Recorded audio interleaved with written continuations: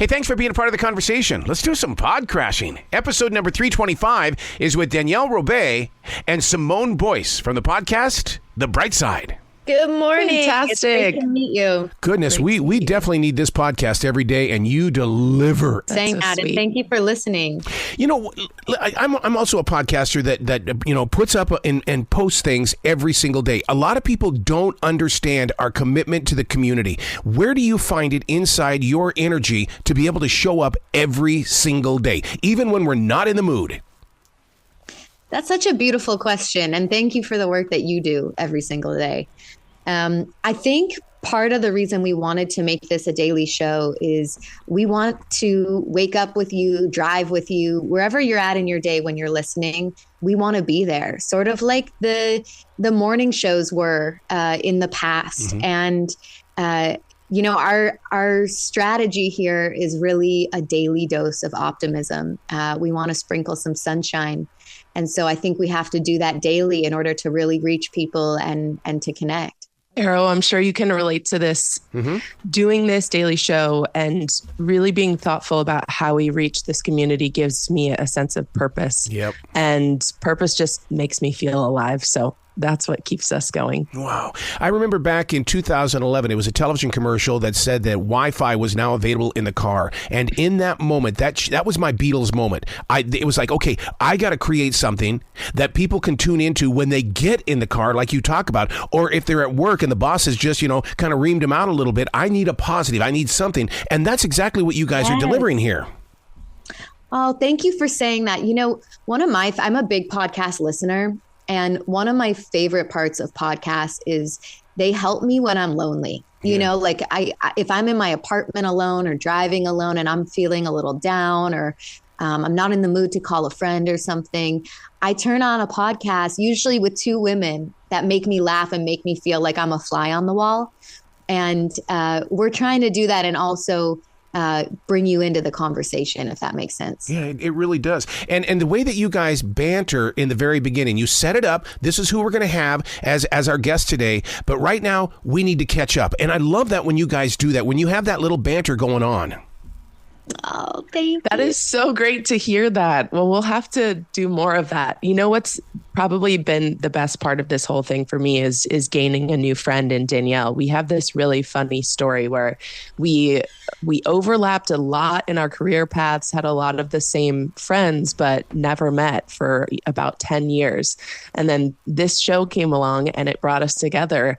And we've really genuinely gotten close through the process. It's so funny, Arrow. My mom the other day was like, I listened to the show. Are you guys actually friends, or is that just for the show? And I'm like, no, we are actually friends. It's true. And you know what's so fun too, if I may add, we disagree a lot. Like we are really, really different, and also our values are very similar. And so I hope what you're picking up on is the fact that there's so much love and deep respect there, and also we're not afraid to disagree. But see, that's what I love about it, is that we are supposed to disagree. We are to, and the thing is, it's almost become illegal to have a disagreement with somebody that you think is close. But you guys allow that to happen. Yeah. Oh, thank you. I think, I think about it almost as family, right? Like when it's your family, you disagree, but there's such a deep love there that you're coming back the next day. And I feel that with Simone.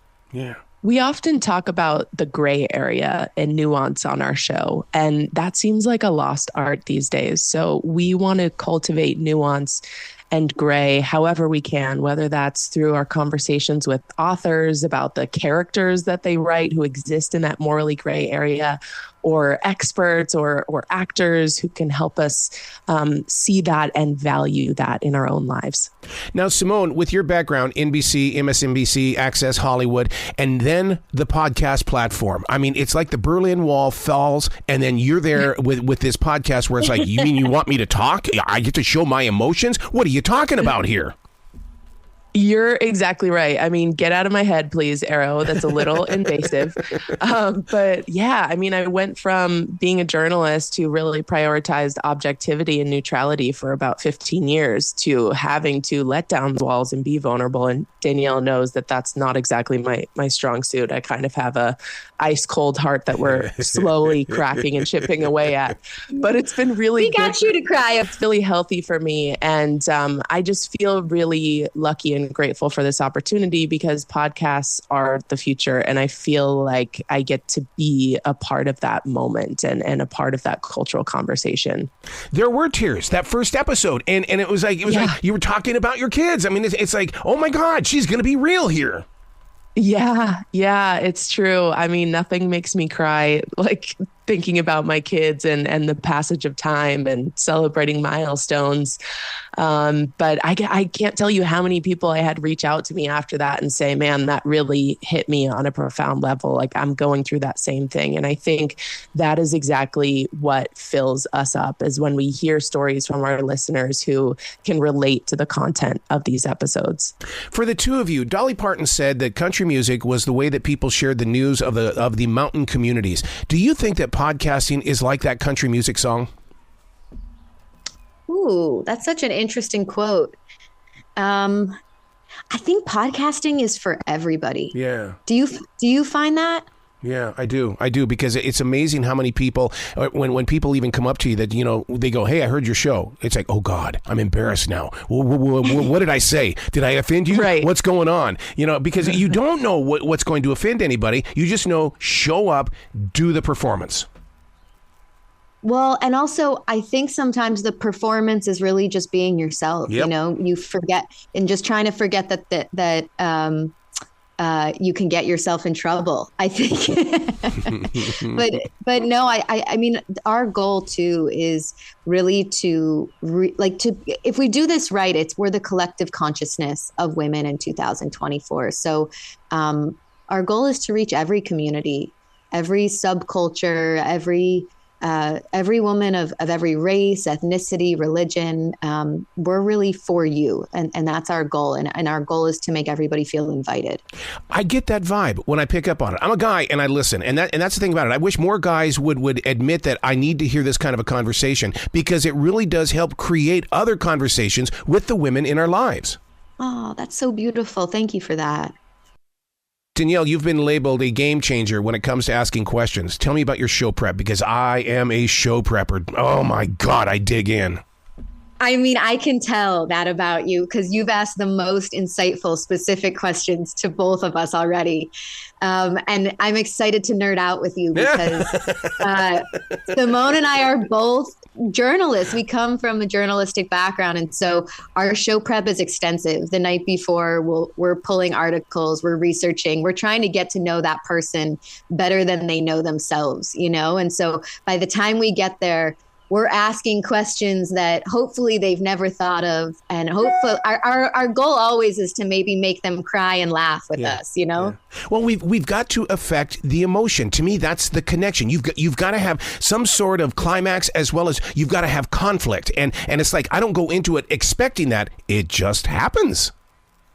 That's because you're a real person and you make people like you made us feel so welcome just by knowing and listening to the show. I think so few interviewers do that nowadays.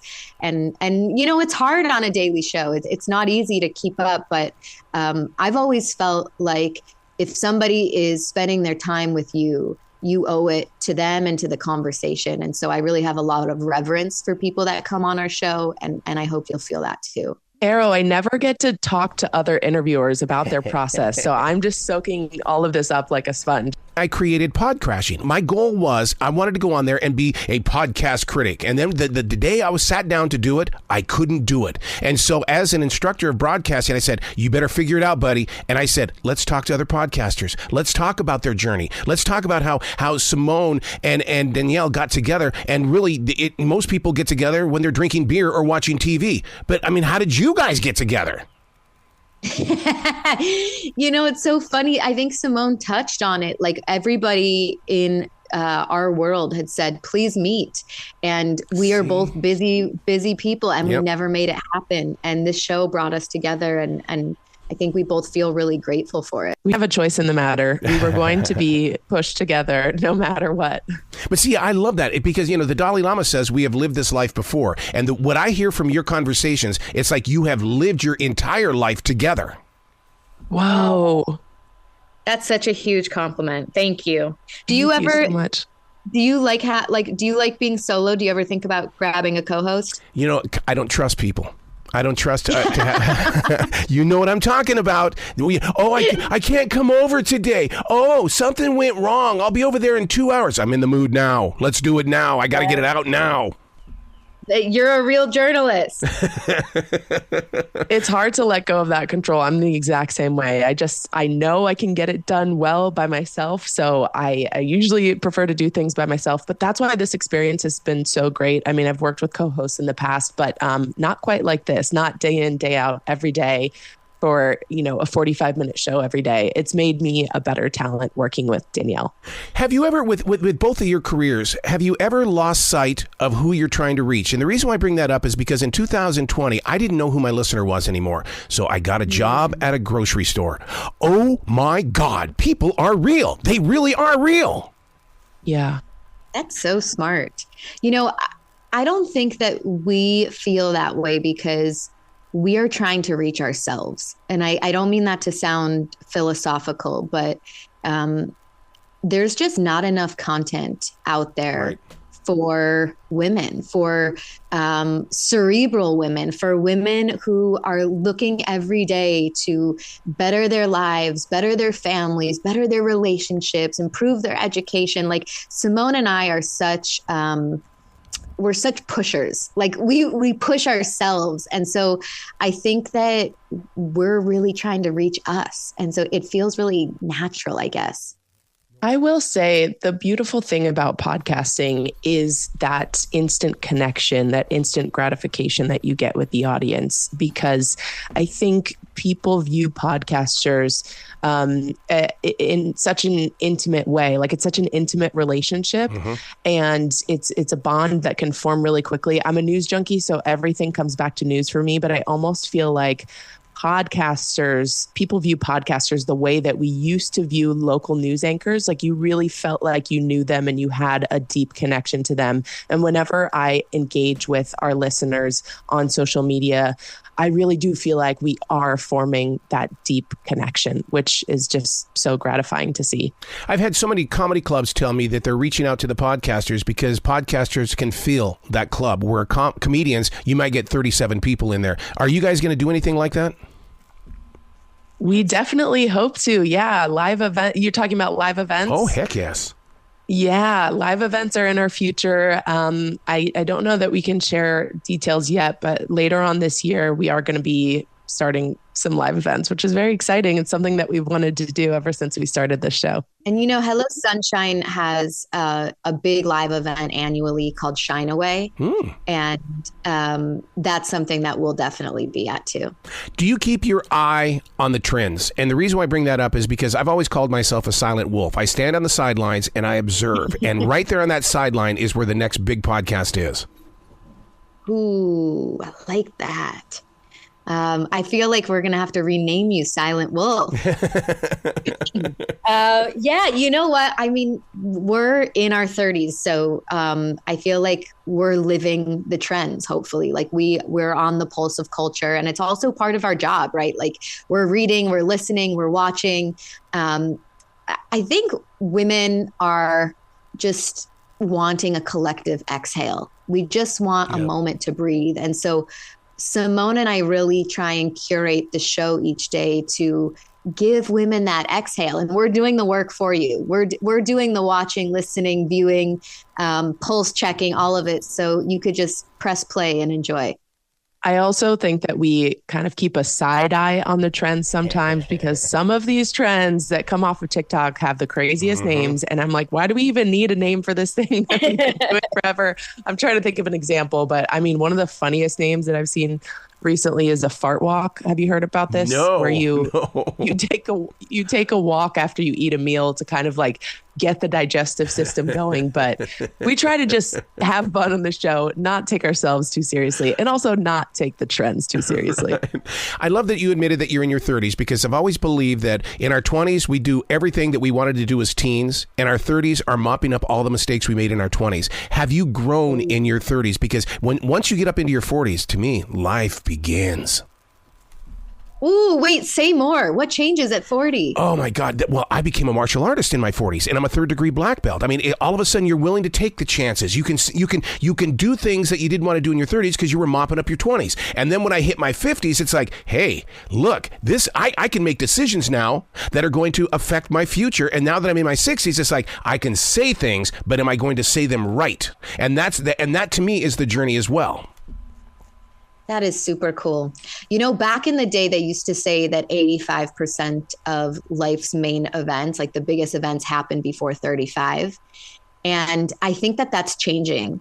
And that's actually something that our show is touching on, is aging in a powerful, creative way. Like, we're trying to get rid of all of the norms and explore what our 30s look like, what our 40s look like, what 50s look like for these amazing women. We had Mary Jane Fahey on, who started Glorious Broads, and she's interviewing older women and defying all those expectations. And so you're making me excited to turn 40. I love that. Oh my God. I mean, Jennifer Lopez helps us out as well, because I mean, look at her. I mean, she still acts and looks as young as all can be. And that's the kind of inspiration. We need those Sophia Lorens of the world. Oh, yeah. You know, she's getting so much sort of like pushback online right now that I love that you are championing her. You are a champion for women. I appreciate that. I absolutely am. One of the things that you guys go through in your process is the editing. Are you part of that? Or do you just go in, drop your tracks, and then say, whew, okay, see you tomorrow? We have a really amazing team who helps us out on the production side of things. Danielle and I are very involved in the curation of each episode. We are really thoughtful about who comes on our show. A lot of the times they're friends of ours or people that we know. And we're also really involved in that opening of the show, like thinking about, okay, what do we want to talk about today? It's really important for us to have a balance of something that brings you joy, something that makes you think, and also something that makes you laugh. So when you're listening, you're hearing us and our perspectives in the show. Locating that voice, because it took me a while to go from radio guy to podcast guy. So how do you do it as a journalist? How did you find your voice? Gosh, that's such a good question. I think I find my voice through the stories that I tell. Oh. So I think I find my voice through listening to other people. And, you know, I think that stories are really powerful. I think that we all contain multitudes, Arrow. Like, you're a podcast host, you're a martial artist, like you have several different dimensions to you. You're a poet, you're a voiceover artist. And I want to shine a light on people's multitudes. Mm-hmm. And I think that we do that by hearing stories and telling each other stories. Well, you guys touch on that when it comes to describing the podcast, The Bright Side. You know, it's navigating through transitions. Transitions is a very big word in my life. It's almost a mantra, a lifestyle, because you have to understand the mindsets. Yeah, it is. And you know what? We spend so much of our life in transition, and we're never really taught how to deal with it. Right. And so I think sharing our stories and talking about it honestly is just one of the most helpful things you can do. I know I learn from other people's stories. When I have been most heartbroken and most depressed, I turn to books. I turn to other women's stories. I turn to podcasts where people are being real. And so that's why I think we just have like an emphasis on trying to be real on the show, because I don't think it's helpful to have the sort of a veil on, you know? Exactly. You guys have got to come back to this show anytime in the future. I love where your heart is and how you're extending your outreach. Oh my God. Thank you so much, Arrow. I have to tell you, we've been doing a bunch of interviews, and you have asked the most thoughtful questions and are just such a heartfelt person. And I can't tell you. You made my morning, so thank you. Yeah, and you made us feel seen. Thank you. Well, you be brilliant today, okay? Thank you so much. Arrow. Thank you. Ta-